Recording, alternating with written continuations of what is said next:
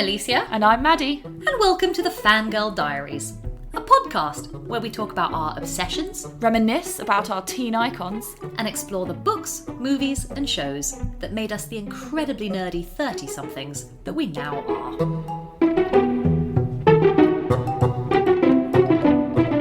Today, we are talking about Pirates of the Caribbean. Oh my god. Specifically, The Curse of the Black Pearl. Now this is quite a big deal to me because I'm pretty certain this is literally my favourite film of all time. Yep. Apart from Lord of the Rings. But they're, like classically most well-produced single film. Yeah, you actually said to me when we were thinking about this episode that this is your most watched film. Definitely. Of all time. Oh, 100%, there's no doubt. No doubt. Yeah, and when we were thinking about its content, the amount of quotes that we could remember was really quite frightening. So I think we're pretty well prepped for this episode. But very specifically, it's worth saying that we're trying to confine ourselves to Curse of the Black Pearl. A, because otherwise we'll be here for 12 hours. But also, speaking as somebody who sat down to watch the sequels 2 days ago. Oh. I do not feel they are justified on this episode. Yeah, of the I'm not podcast. sure why you did that. I know.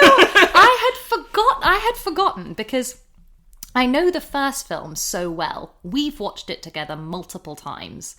But the second one and all the other ones, when I sat down to watch Dead Man's Chest onwards, I thought, I've not watched this stuff for years. You'd never go back to it. But let's not start on a bad note. No, you're totally right. Thank you. Let's start with the good things. Let's start with the good things. Okay, Pirates of the Caribbean, to give us a little bit of context, was released. We've absolutely shocked ourselves with this, just with a quick Google right now.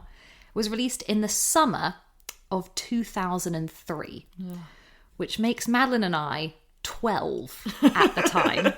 School year, for reference, year 8. Well, would we have been going into year 8? Finishing year 8. Finishing year, because I do have an overwhelming memory of this film dominating our year 9 experience. That makes sense. So that makes a lot of sense. So, summer 2003, where were you? How did you come to this movie? I have a reasonably vivid memory of seeing the trailer around. And kind of getting excited about just an adventure piratey story as a concept, but there was no weight of expectation. There was no the name Jerry Bruckheimer didn't mean anything to us at that point. Even the names like Johnny Depp, Keira Knightley was nobody. Yeah. I guess we knew Orlando Bloom. But personally that wasn't particularly a draw for me. So I think it looked like an exciting adventure movie that we might as well go see in the cinema. Yeah. But there was no build up to it or backstory, I don't think. Yeah, I have actually, now you've said that, I have no memory of a trailer. Do you not? No, none at all. And I can't remember what drove me, and I went to see this film with our friend Anika. I think I was there.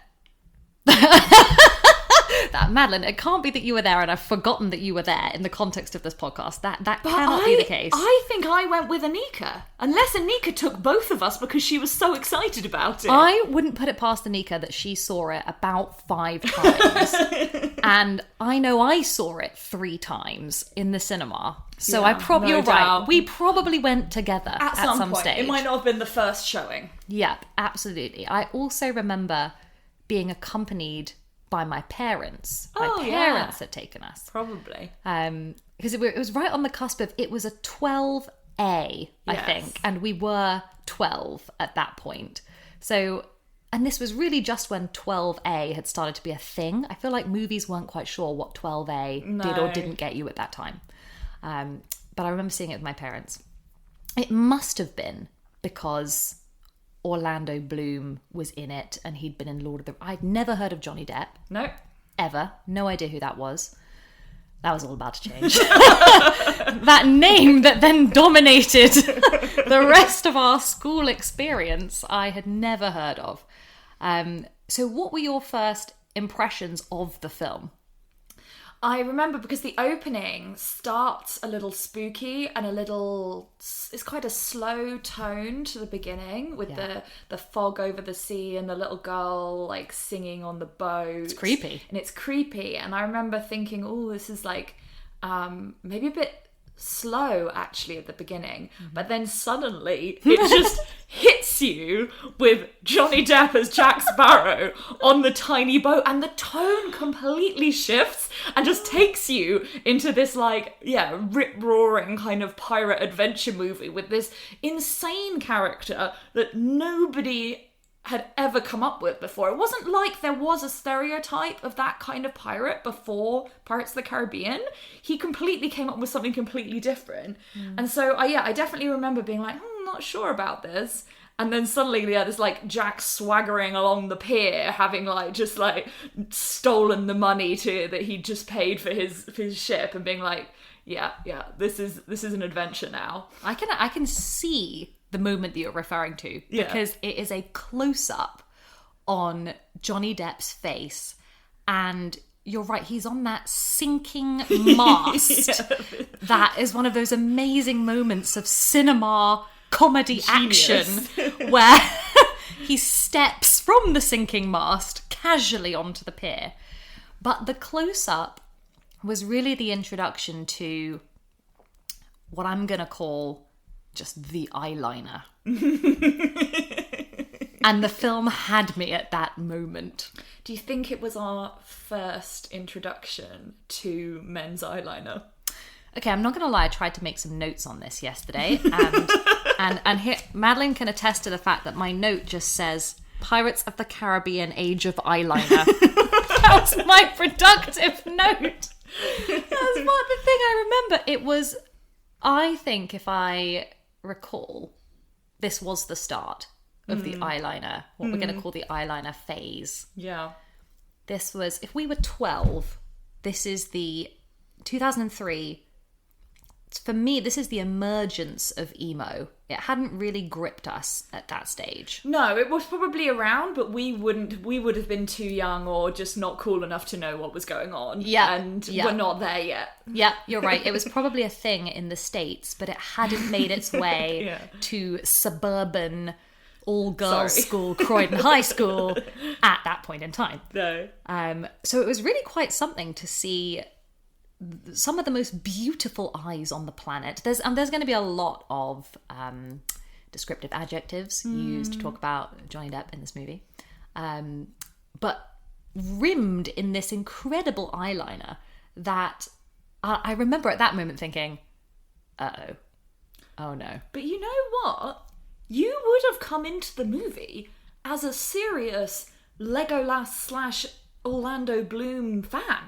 Like, you loved Orlando Bloom. Oh yeah, let's talk about this. Because actually, I wonder if this was a lot of people's experience with Pirates of the Caribbean. Yeah. And I wonder if poor Orlando Bloom was sold slightly short in this regard, because it's a bonkers movie in terms of his agent must have had a conversation with him that went something along the lines of, "You're the star of this film. Yeah. You're the hero, the heartthrob. You get the girl. P.S. The girl's Keira Knightley." And then there's this kind of comedy Johnny Depp character. Yeah, who's older there. And there to kind of do the jokey kind of sidekick character. Yep. But you're the hottie, someone will have said. And you can see the film attempt this. So he has sort of that windswept hair that they put in that ribbon at some point, and there's a lot of open shirt action. But from the close-up of the eyeliner scene, I had forgotten Orlando Bloom's name. I really had.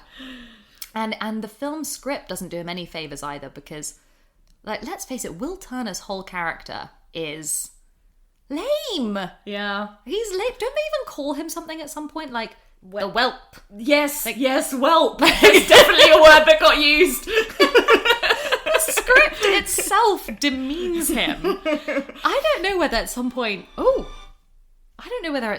in the film, he will have had a phone call to his agent on a beach in the Bahamas, like, this isn't exactly what you told me it was gonna be. And this Johnny Depp guy is getting a lot of screen time. So maybe we need to go into then, like, let's set up the characters and the plot and what exactly this movie maybe was meant to be, and then what it became during production. Actually, interestingly, Madeline and I were just casting about on the internet to try and find the script, and discovered, unsurprisingly, that this script went through must have been a bunch of revisions, or we know from the many Johnny Depp interviews that we watched that a lot of it was improvised. No doubt. But you're right, it would have been wild to think, where did this start and where did it end? Shall we give the plot summary? Let's do it. Do you want to attempt it? Because we haven't pre-planned it. No. Okay. Normally I would be very prepared and have written this, but I think I can do the plot. Okay, no pressure for your most watched film of all time. So we start in the past of the main plot of the story with a young Elizabeth. What's her surname? Swan. Elizabeth Swan, of course, not Turner. Okay, Madeline, we're judging here. Yeah, you're right. It becomes Turner. Yeah. A young Elizabeth Swan aboard a ship, and she is singing about ghost stories on the ship, and they come across a young boy floating in the wreckage of a destroyed other ship, and they save him and bring him on board. Turns out this is At this point, dear listener, Madeline proceeded to give a scene-by-scene, blow-by-blow account of the entire movie, so a necessary edit has subsequently been made. I mean, these two... It's a young love. It's a young love. Yeah, sexual tension isn't really what's going on here, but it tries to convince us that there's something going on with Will Turner and Elizabeth Swan, but they're separated by their status. And they are classic position. Classic. I think then we jump straight into the scene that we were just mentioning, the arrival of this wild kind of pirate on his completely sinking down tiny little rowboat ship that he's tried to fashion into a pirate ship, but really is just falling apart. He's pushing buckets of water out of it, and he lands on port, just walking straight off the top of the mast, which is the only thing still above the ocean. Clearly, immediately we can see that he is a rogue. He does not pay for his parking spot on the pier. He's getting all the parking fines. Yes. And wanders into town.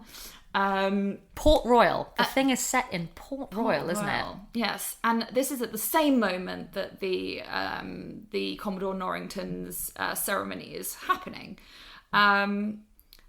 We're going into a lot of. This detail. is a lot of. We need to skip to sum up. Kind of sum up. This you are right to say though that this is where the action really starts, because Port Royal finds itself under attack from our archetypal villains here. Yes. Which are the crew and captain of the cursed ship, the Black Pearl. The Black Pearl. Yeah. That's right. You can't say it any other way than the Black Pearl. The Curse of the Black Pearl. The film's title in and of itself. And effectively, Miss Swan, Elizabeth, finds herself captured and aboard the cursed ship. And the structure of the film is really our comedy lovable rogue, Captain Jack Sparrow, forming an alliance with her would-be teenage suitor, Will Turner, and the two of them go off on this swashbuckling mega adventure to win her back. Don't forget the third love interest for Miss Elizabeth Swan, her betrothed, the Commodore Norrington. I totally forgot that guy. I was like, my brain immediately was like, the monkey? Barbosa kind of Barbosa kind of does, yeah. I was thinking everyone's interested in Elizabeth Swan as the only female character. I would have run through about 5 more characters before remembering that Commodore Norrington. They're meant to get married. He's meant to be going to save her, but he won't. So Will has to go, and he has to team up with Jack in order to do so, because Commodore Norrington will not. Yep. Yeah. We found someone lamer than Will. Yes. In the film. We were hating on Will, but now there is in fact someone lamer. Well, the point being that as Elizabeth is on board this ship, she realises what's going on with the cursed Black Pearl, which is that they are all in fact cursed to live as the undead, and in Moonlight their true form is shown. And so they cannot be killed, but also they cannot feel, and therefore they cannot really live. And so they are trying to find all the medallions, one of which is the one stolen by Elizabeth Turner many decades ago, or a decade ago. When you sum up the plot for this, I'm struck by how ludicrous it is, because we know this is based on the ride, but the Disneyland ride has no kind of narrative to it. No. It's just, you just sail through a bunch of sort of pirate some scenes. Skeletons and some pirates and some treasure and some gold and So this is fully made up, and I would have loved to have been retrospectively in the kind of pitch meeting for this, because you within 10 seconds you were like, the cursed treasure, the something island, they're the undead. It's not even just the cursed island, it's the Isla de Muerta. Yes, exactly. It's just absolute madness. So considering its intense propensity for stupidity, why do you think this film works?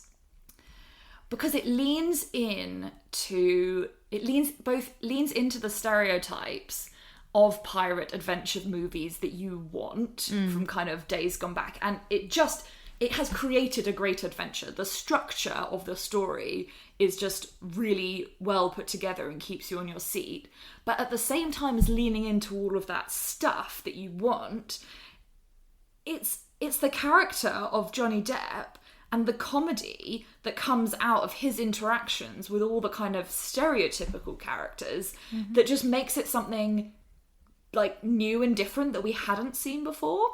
There just wasn't any films like that. And there may be that there are more films like that now, adventure stories with that that kind of comedy kind of element. But it was completely brand new, and I think it spawned a lot of stuff.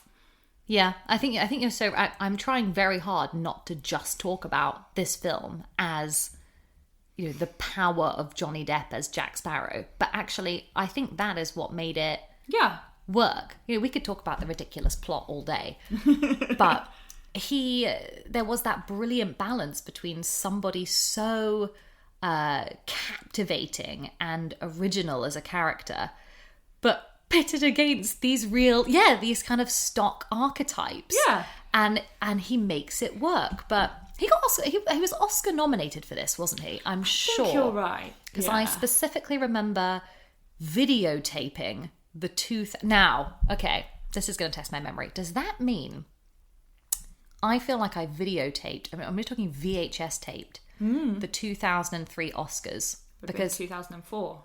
It would be, you're right, you're totally right, but for the 2003 movie release cycle, because was that not the Return of the King clean sweep plus nominations for Johnny Depp? That must have been an absolute... Must have been. I remember I wouldn't have been allowed to stay awake late enough to watch that, but the VHS machine would have been going on. Yeah. And that is actually worth noting, that when we think about 2003...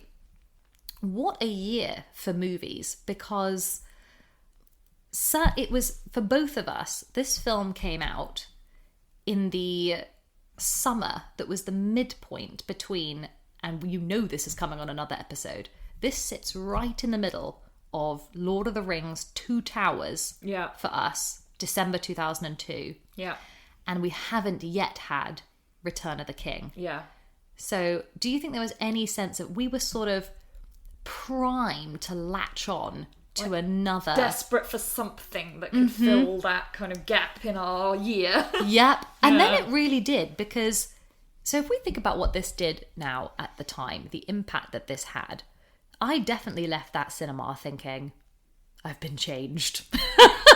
And I knew I'm going straight back again. Yes. Take my $5.99 or however much. I've been less. We probably had child tickets. You're right. It was probably like £3 or something. It was something reasonable.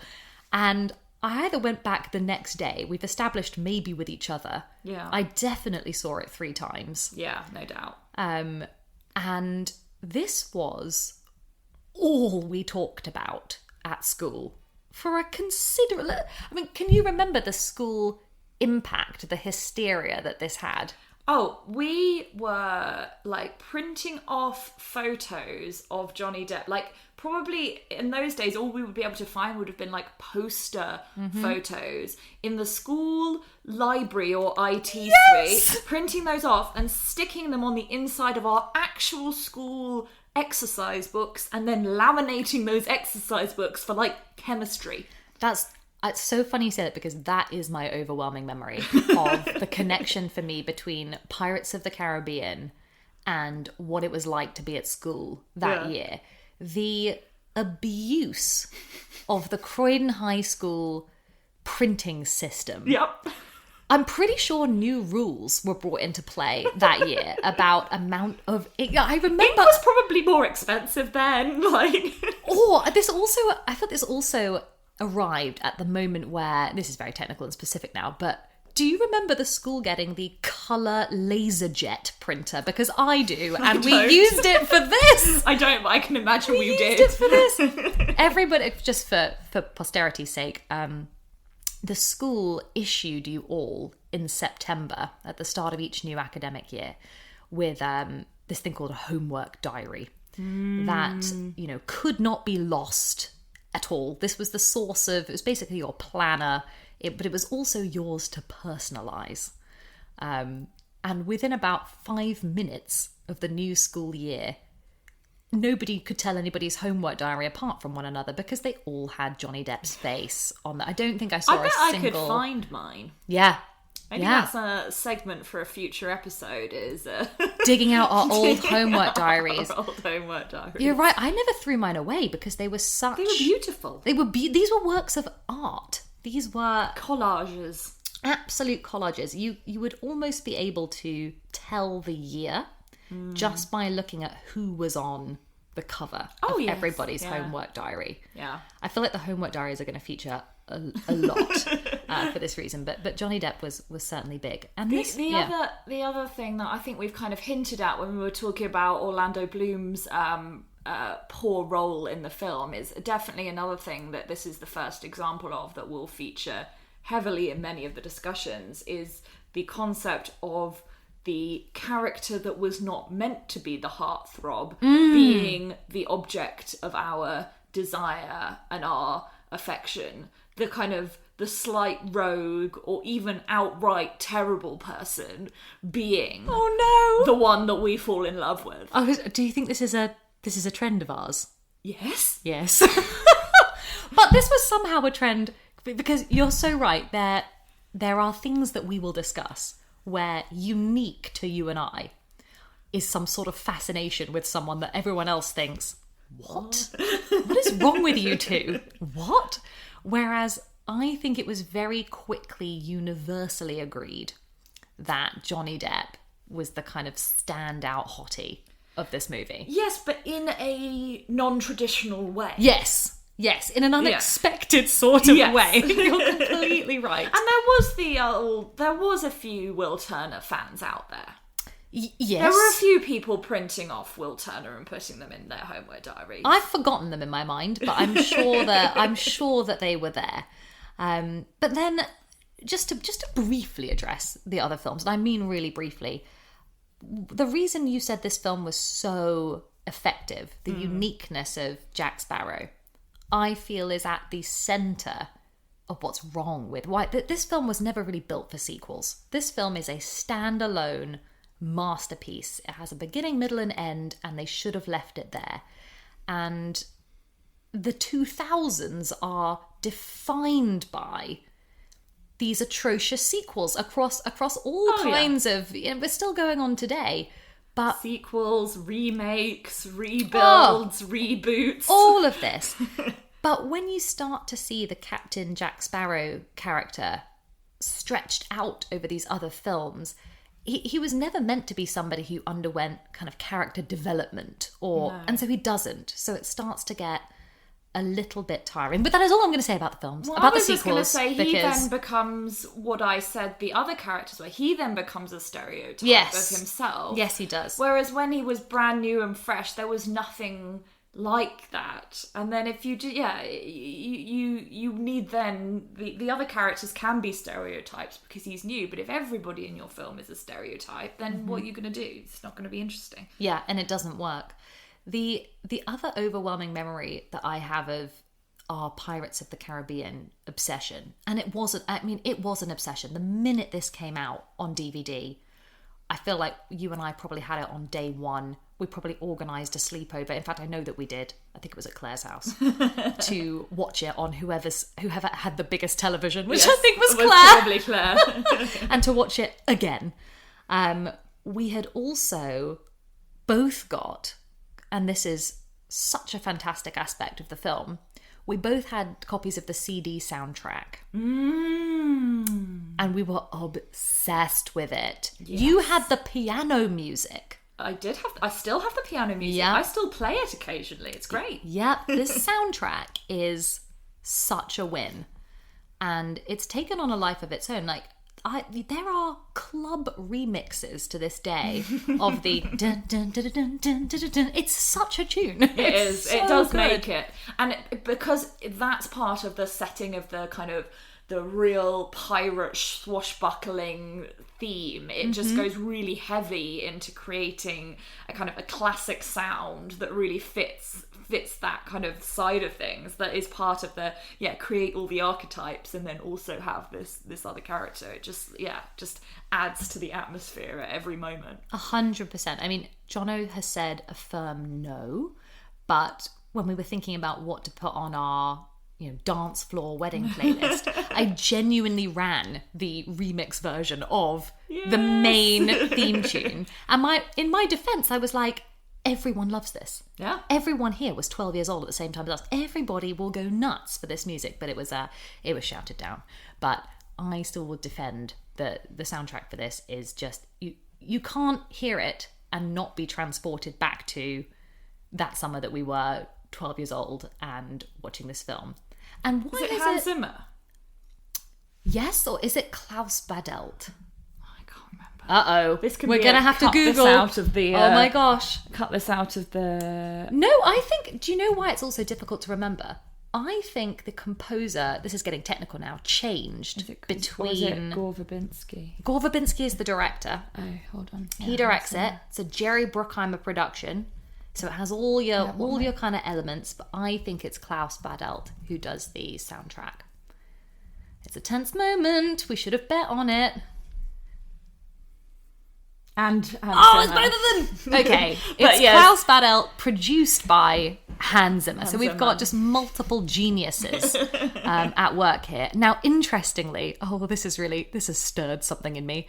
As you were Googling that, Madeline has stumbled upon the original poster design for that was this on film. my wall. Mine too. And it was actually, do you know what I really remember?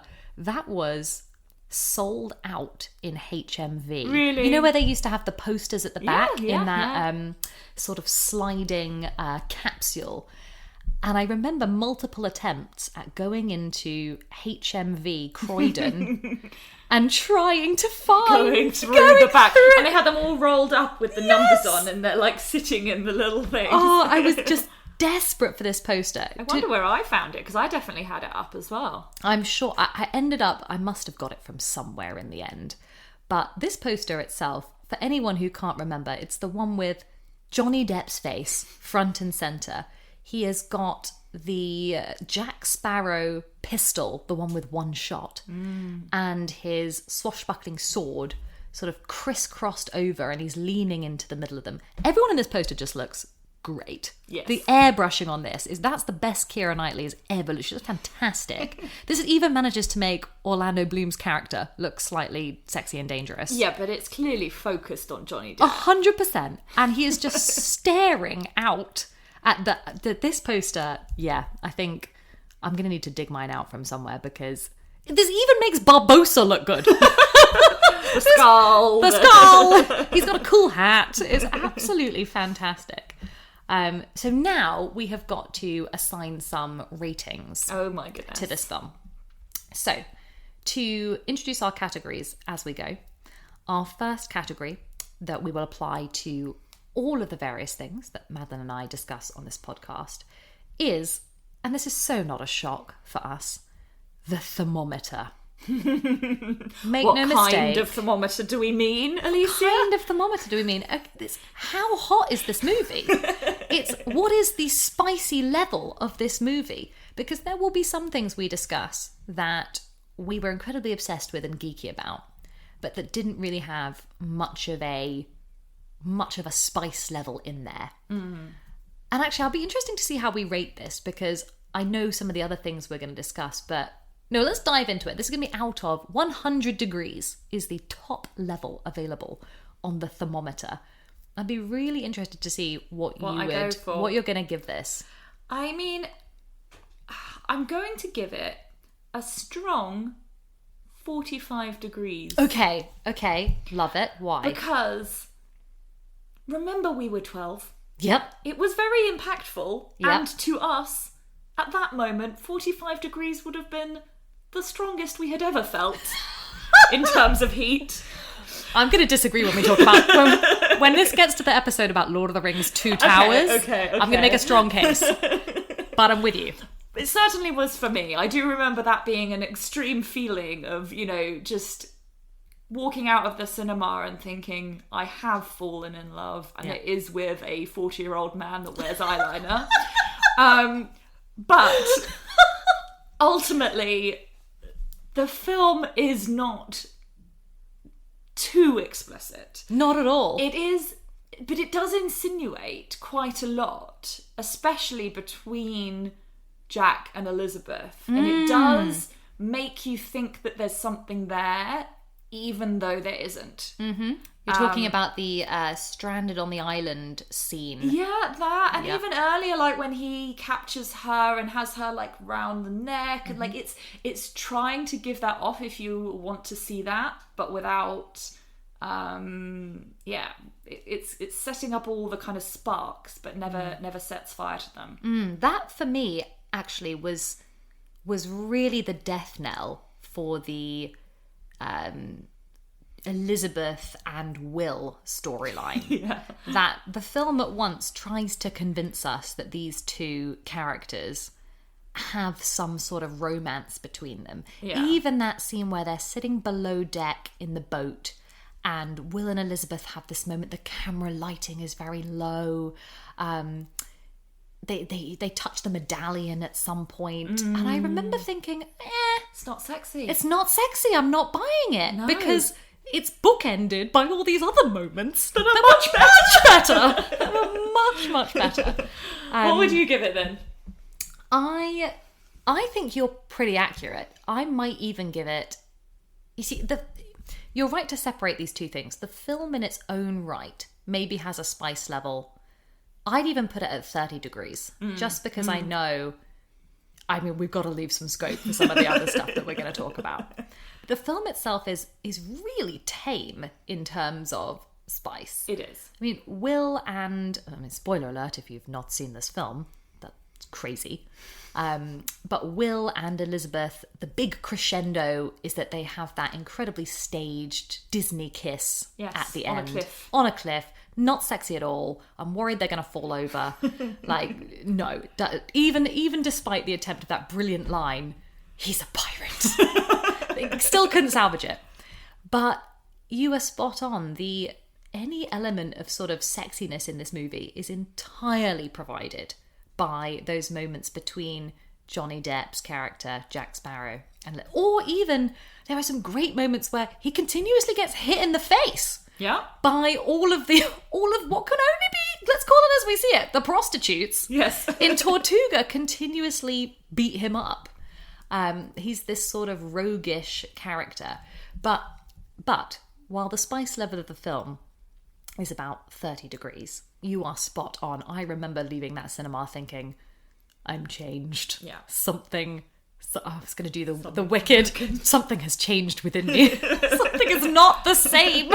For the first time, Yes. I feel wicked. Oh my gosh. You went there. No, that was really right. This was a what we can only describe as a teenage pin-up for all of us, who was a little bit. I would actually say this was the real start of the first kind of dangerous character. Yes. That we liked, because while at some point we will talk about Legolas and Aragorn, these guys were out and out heroes. Of course, yeah. Johnny Depp's character was really the introduction to the sort of I've just had a flashback. Uh-oh. Wait. This is Madeline's flashback. No. What is it? It's not scandalous, but it is hilarious. I remember we had to write in the school, it was a school assignment, and we had to write a review of a movie, and it was in an IT lesson because we then had to format it as if it was in like a film magazine or something, and we had to write it up. And I remember writing specifically about the fact that the Jack Sparrow character was... the whole idea of the character was about people can be both good and bad on the inside, and the whole film was about the conflict of good and bad inside a single character. And I remember thinking this through extremely deeply. Well, I was going to say that is incredibly deep, Madeline, for a year 8 IT assignment film review. I hope that got an A star. I really hope it did. And you're spot on. But yeah, this was... I definitely left that cinema thinking, wow, yeah, something, this has changed something for me. And I'm sure we're going to refer to Jack Sparrow in almost all of our kind of subsequent conversations, whether comparisons. Absolutely. So maybe that's a good way to segue into, we're talking about him being a bit bad. Our next category is badassery. Like, how badass is this? How freaking awesome is this movie? How freaking awesome is it? In terms of, like, yeah. Action, or, I mean, actually, this film, well, yeah, you go for it. How badass is this film to I would you? just to introduce the category, because, like, I think we're both in the same camp where we love the sexy stuff, the love stuff, but actually... we do get into like the big battles and the like the action moves and the 100%. All that stuff. We love it all. So yeah, I mean, it has some good battles, particularly with the zombies on the boat. There's like multiple large ship battles, and then the amazing stuff when right near the end where the Jack and Barbossa are fighting like in the cave through the moonlight, so cool. And they keep going in and out of the moonlight and turning back from human form into skeleton form every single time they go through the moonlight. That's iconic. So cool. That's an iconic scene. So yes, since we don't have a defined rating scale for this one, I'm going to give it 8 out of 10. I had something that was going to be to do with bones. 8 out of 10 skeletons. Yep, we'll go with that. I feel like if this film doesn't rate highly for us on the badass scale, then I don't know. I mean, there will be others, but this has got to be one of the top ones for it. One of the highest ones. It had everything. And I know we were being down on some of the other characters, but it does that classic thing that I enjoy of it. It empowers Elizabeth Swann. She gets out of those dresses pretty quickly and into some cool pirate gear. And we haven't even really talked about the villain of Barbossa, who is like one of the greatest, like, comedy but also action. Like, just an incredible villain that brings that kind of that badassery along with him the whole time. Yes. And he is... I was almost going to say he's like one of the great Disney villains, and then of course I forget. I always forget that this film is Disney. Yeah. Because to me it's just so, it's not, for one thing, it's not a cartoon, but he is that classic Disney villain. He gets some of the best lines. He's funny, but he also, with the kind of flip of a coin, is genuinely quite terrifying. But that scene you referenced, the fight scene, the ultimate one-on-one hero-villain fight scene between Jack and Barbossa was incredible to watch in the cinema. But we could talk for hours about that. This film has everything in terms of badassery. It's got rifles, it's got pistols, it's got cannons. It has, you're so right, ship battles. And yet it also has moments of ridiculous, pathetic physical comedy. So it has people getting hit with saucepans and it works. It has dressing up in dresses to sneak through the like lines of defenses and like great moment. Yeah.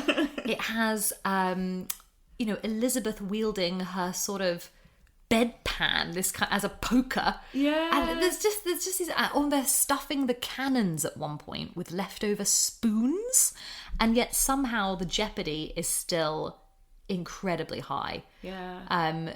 I do like that sword fight between Barbossa and Jack, but my absolute favourite is, do you remember it's very early in the film, and it's so charged as a scene. This must be one of the best moments in cinema as well. It's the fight between Jack and Will. Yeah. It's Johnny Depp. I knew you were going to say that. versus Orlando Bloom in the Blacksmiths. And just in terms of fight choreography, the creativity behind that is quite remarkable. It's worth rewatching, where they manage to build in all these moments with there's some comedy with the donkey. One of them gets their Jack, crucially, is handcuffed through this scene. So the fight scene incorporates how he gets out of these handcuffs. But there are some great moves in that. There are just some great fight moments. As another example of like how they took the content that they were given with the idea of this film and just turned it into something great. Like they just got great people to make the movie. They must have had incredible fight choreographers, swords people. Yes. And they took the time to then do the choreography that you need with the cinematography to make that all work. And they just did they did excellent work on quite a simple concept. Yep.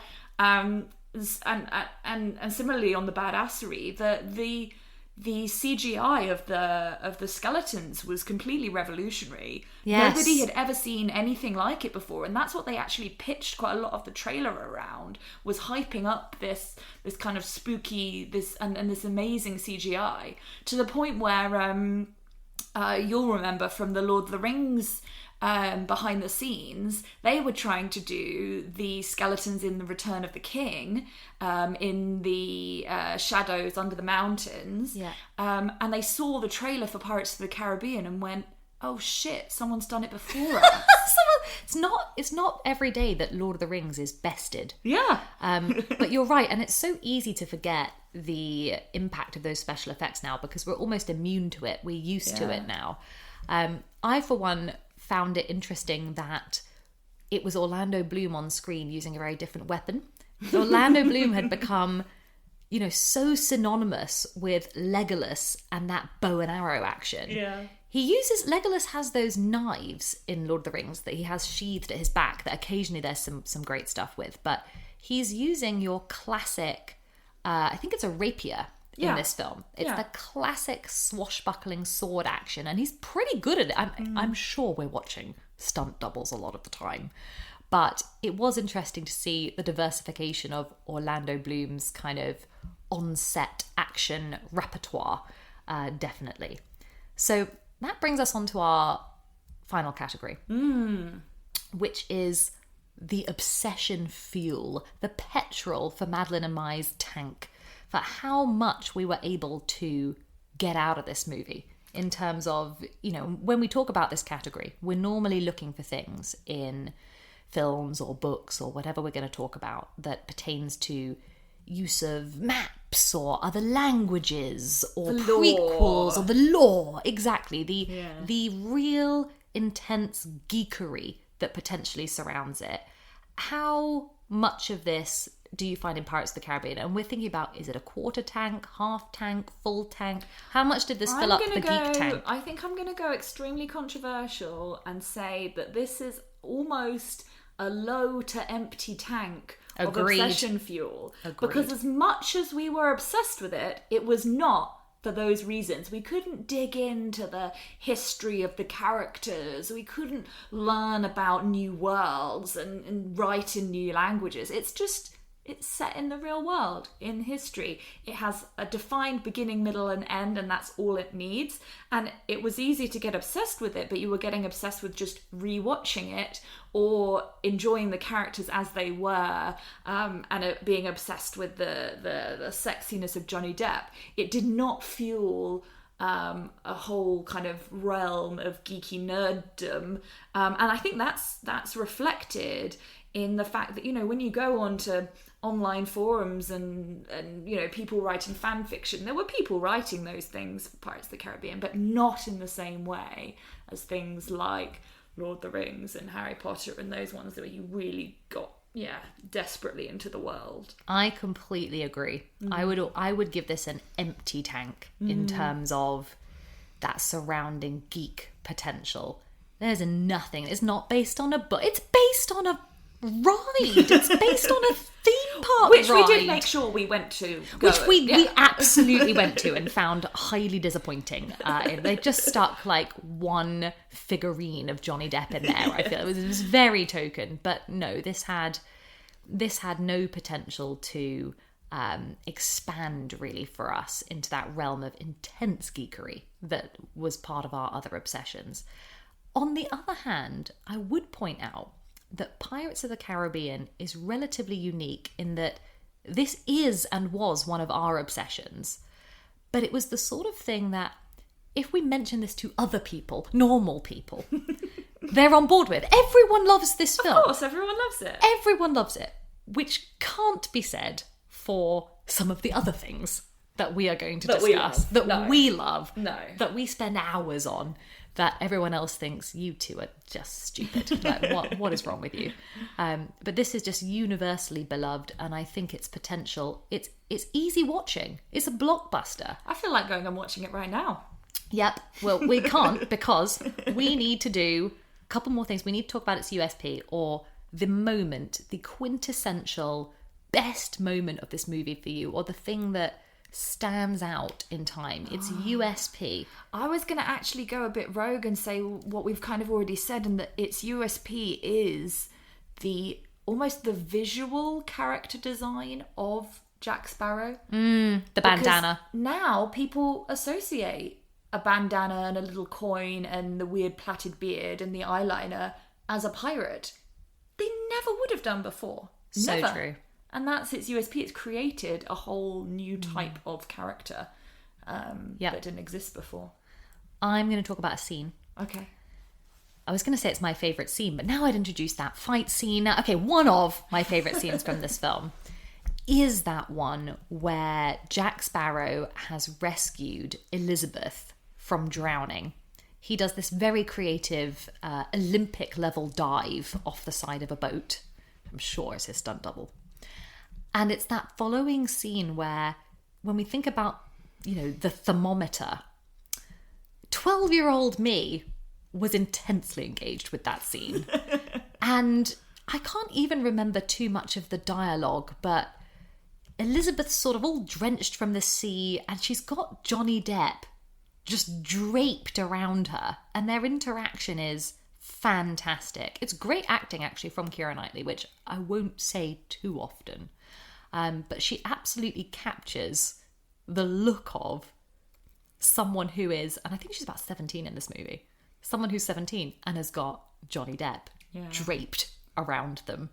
And that scene is absolute fire. It's so good. Singing around the campfire as well, don't they? Oh, that's later. Yes. I'm talking about when they're on the pier and she has to hand him back. He wants his effects. He wants his compass and the gun, and she has to sort of put them back on him. It's the early one, but you're right. The campfire arm around scene. Oh God, we're really going to get into something else here. So we better wrap this up. Well, since you've described your favourite film, maybe I can do my dramatic reading of my just favourite single line. Yes, please. It's going to be from my favourite villain, Mr. Captain Barbossa. You best start believing in ghost stories, Miss Turner. You're in one! Oh, it's such a classic. Madeline delivered that with such aplomb there. There was real commitment. I bet if I went back and rewatched the trailer, that line will have been used in the trailer for sure. Sure. That's an iconic line. Yeah. And now that really concludes our Pirates of the Caribbean discussion. And we need to talk very briefly about our geeky news roundup. What is going on for you and I? Take it away. I'm going to start because I have, for context, I've just shown up at Madeline's house armed with compulsory reading material for Madeline. I have recently read, as has half the planet, it seems, Fourth Wing by Rebecca Yarros, the current sort of internet obsession. And sometimes these internet obsessions are not warranted. I can say hand on heart that this absolutely was. I'm sure we'll talk about it at length, but Madeline has been gifted that book, and I've made significant demands that she reads it. She reads it urgently. I was about to say I'm excited to read it, but actually I'm more like terrified that if I don't read it, then I might get like, just incessant messages every day until I have. So it's... You're right. I do have a tendency to check up and just to see how you're going. It's the sort of read where if someone else is reading it, you want them to voice note you every 20 minutes. You're going to get me calling you like, what bit are you on? What bit are you on? What's happened now? So that's something that is going to be in Madeline's week. We have also both watched recently and got very excited about the new cinema length trailer for Dune 2. Mm-hmm. I think you sent it to me first. You beat me to it. You sent it to me. I think a week or two previously, you'd sent me a trailer that was a completely fake trailer. Oh, yeah. It was just completely made up of, like, clips from other movies. And I was like, Alicia, I'm pretty sure this isn't right. I was duped. I'm just going to put it out there and say one of those very, very slick compilation videos on YouTube that some people where people are posing as trailer designers. One of them got me, and so I sent it to Madeline like, look, it's here, it's the Dune 2 trailer. It wasn't. You completely poured cold water on that. Immediately you were like, yeah, this is fake. Yeah. No, but the real one does look excellent. I'm very excited, doesn't it? It looks amazing. And also on trailers, have you seen the new trailer for the Hunger Games prequel? Yes. I'm even possibly more excited about that one right now because it's the more recent one I've seen. This year, and there's going to be so much that we will need to discuss on this podcast because I feel like some years there was just a dearth of any good movie. There was a lot of just bad sequels for things. More Marvel. More Marvel again. The cinema was just full of relative rubbish. And a lot of these things that we knew were in development got postponed or pushed back because we had the pandemic. And now I feel like we are on the precipice of receiving Dune 2. We're reaping the rewards. There's more Hunger Games. You and I are... Now, when is Wicked getting released? Because I know... Not till next year. I thought that was 2024. What? I thought it was December 23. They're only filming right now. Okay, well, that's very much on the horizon. So that is our geeky news wrap up, and we will be talking next time about a different one of our obsessions.